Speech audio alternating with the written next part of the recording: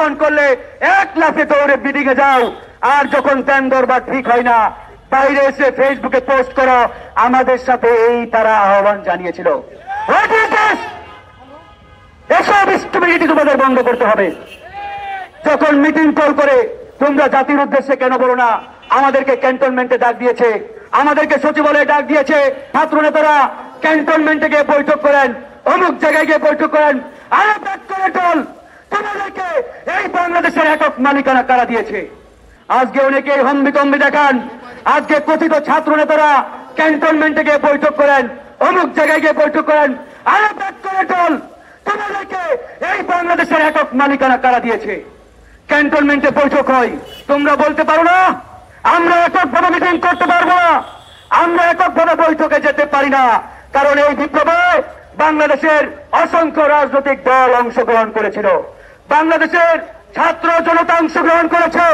এদেশের ছাত্র জনতার সম্মিলিত প্রতিবাদ, সম্মিলিত বিক্ষোভের মাধ্যমে এই বিপ্লব সাধিত হয়েছে। আজকে তোমাদেরকে ক্যান্টনমেন্টে ডাক দিলে, টেলিফোন করলে এক লাফে দৌড়ে মিটিং এ যাও, আর যখন ধ্যান দরবার ঠিক হয় না বাইরে এসে ফেসবুকে পোস্ট করো। আমাদের সাথে এই তারা আহ্বান জানিয়েছিল।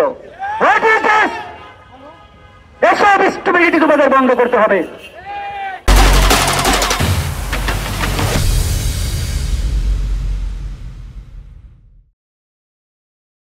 যখন মিটিং কল করে তোমরা জাতির উদ্দেশ্যে কেন বলো না?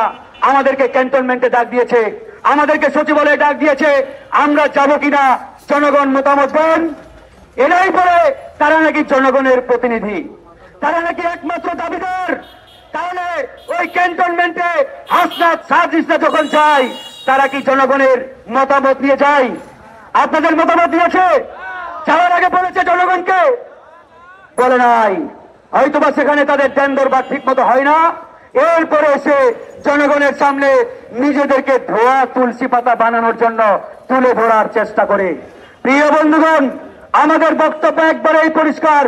আজকে ডক্টর মোহাম্মদ ইউনূস আপনি এই চেয়ারে বসেছেন, জনগণ আপনাকে সমর্থন দিয়েছে তিনটা মোটা দাগের কারণে। নাম্বার ওয়ান, আপনি এই চেয়ারে বসে প্রথম আপনার যেটি কাজ সেটি হচ্ছে আপনার এই বিপ্লবে যারা শহীদ হয়েছেন সেই শহীদ পরিবারের পুনর্বাসন করা, আহত সহযোদ্ধাদের সঠিক সুচিকিৎসার ব্যবস্থা করা, প্রয়োজনে তাদেরকে বিদেশে নিয়ে ট্রিটমেন্ট করা।